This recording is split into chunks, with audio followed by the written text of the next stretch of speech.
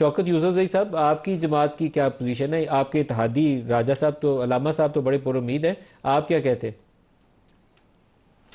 بسم اللہ الرحمن الرحیم، بہت شکریہ جی۔ دیکھیں، امید تو ہے، اسی لیے تو مذاکرات ہو رہے ہیں۔ اگر امید نہ ہوتی تو پھر تو مذاکرات ہی نہ ہوتے۔ آج کی جو بات ہے وہی اپنی بات انہوں نے دہرائی ہے، اور چونکہ پہلے کمیٹی کے پورے ممبران نہیں تھے، اس دفعہ سارے تھے، جس طرح حامد خان صاحب تو نہیں ہے سری لنکا میں، لیکن باقی لوگ جو ہے وہ سارے موجود تھے، اور اچھی باتیں، اچھے ماحول میں بات چیت ہوئی، اور کمیٹی کو بھی کانفیڈنس ہوا، اور جو رانا ثناء اللہ صاحب کی جو بات آئی کیا ہے علی یا اور مین لوگوں نے گنڈا جو پور باتیں کی، بڑی جو اس پازیٹو۔ مذاکرات میں تو عمر ایوب لیڈ کر رہے ہیں، ساتھ علی مین گنڈا پور بھی ہیں، کیا دونوں کو عمران خان کا پورا مینڈیٹ حاصل ہے کہ وہ جا کے جو بات کریں گے اس کے اوپر بعد میں تحریک انصاف عمل درآمد کرے گی؟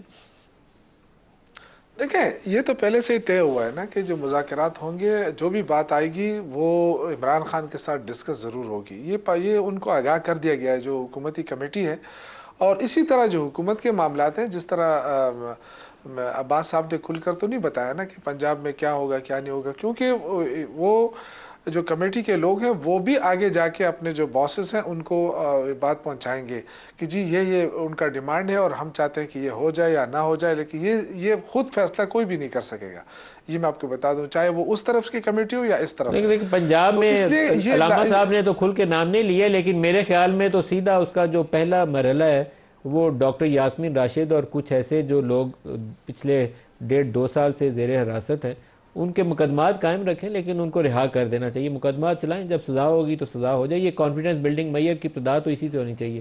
شوکت یوسفزئی صاحب، اس کے اوپر کیا عملی طور پر آپ کو کوئی نون لیگ سے کوئی ہاں یا نہ میں جواب ملا ہے ان سے؟ دیکھیں، میرے خیال سے حکومت کے لیے بڑے امپورٹنٹ موقع بھی ملا ہے ان کو، کیونکہ ہمیں الٹیمیٹلی جو سب کچھ ہو رہا ہے نا، یہ ملکی معیشت کو بہتر کرنے کے لیے ہو رہا ہے۔ تو ملکی معیشت جو ہے وہ سیاسی استحکام کے بغیر بہتر ہو نہیں سکتی ہے۔